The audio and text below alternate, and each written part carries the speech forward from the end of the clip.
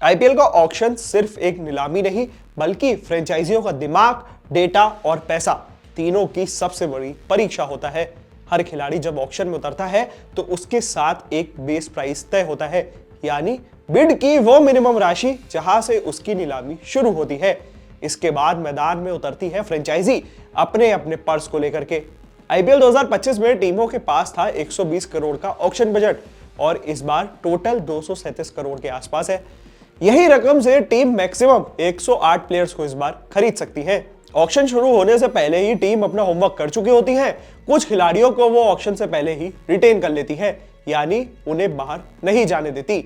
इसके अलावा उनके पास एक और ताकत होती है, आरटीएम कार्ड की, यानी राइट टू मैच। इसकी मदद से टीम किसी खिलाड़ी को वापस अपनी टीम में ला सकती है अगर उसकी नीलामी में उसका पुराना खिलाड़ी किसी और टीम ने खरीद लिया हो तो। नियम यह भी कहता है कि रिटेंशन प्लस आरटीएम मिला करके कुल फ्रेंचाइजी 9 खिलाड़ी तक ही रख सकती है, जिनमें ज्यादातर कैप्ड खिलाड़ी और कुछ अनकैप्ड शामिल होते हैं। पर आरटीएम कार्ड सिर्फ मेगा ऑक्शन में ही होता है। अब आप भी एकदम रेडी होंगे कि ये मेगा और मिनी ऑक्शन होता क्या है भाई? चलो हम बताते हैं आपको।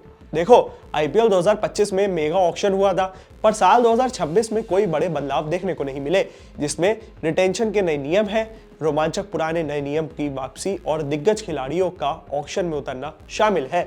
लेकिन मेगा और मिनी ऑक्शन एक जैसे नहीं होते, इसके बीच कई अहम अंतर होते हैं। सबसे बड़ा फर्क राइट टू मैच यानी आरटीएम कार्ड का होता है, जो सिर्फ मेगा ऑक्शन में शामिल होता है और आपको बता दें, जबकि मिनी ऑक्शन में यह सुविधा नहीं दी जाती।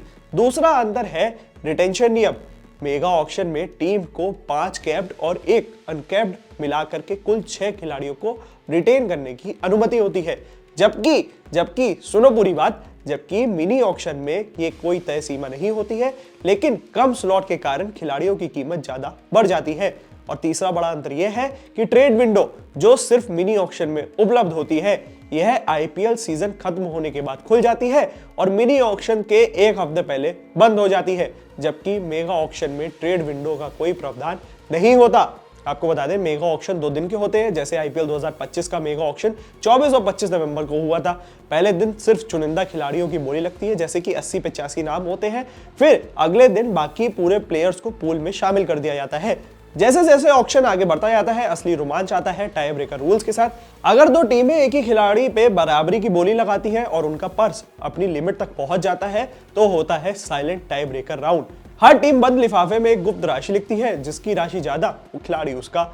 अगर यह भी बराबरी निकला तो फिर से बोली लगाने की प्रक्रिया शुरू कर दी जाती है। इसके साथ एक और बड़ा फैक्टर आता है, इंपैक्ट प्लेयर रूल। इस नियम में टीम की रणनीति पूरी तरह बदल जाती है। अब फ्रेंचाइजी यह सोच करके खिलाड़ी खरीदती है कि कौन सी टीम के लिए इंपैक्ट प्लेयर उनका बन सकता है, मतलब मैच का रुख बदलने की क्षमता रखता है भाई। जब नीलामी खत्म होती है तो खिलाड़ी उन टीमों के साथ जुड़ जाते हैं जिन्हें उन्होंने खरीदा गया हो। फिर टीम अपनी स्क्वाड्स फाइनल करती है, ट्रेनिंग का प्लान बनाती है और नए आईपीएल सीजन की तैयारी में शुरू कर देती है। पर फैंस को क्या मिलता है? उनके लिए पूरा ऑक्शन एक त्योहार जैसा होता है, जहां पैसे बरसते हैं, चौंकाने वाले फैसले लिए जाते हैं और आने वाले आईपीएल का पूरा खेल तय करा जाता है।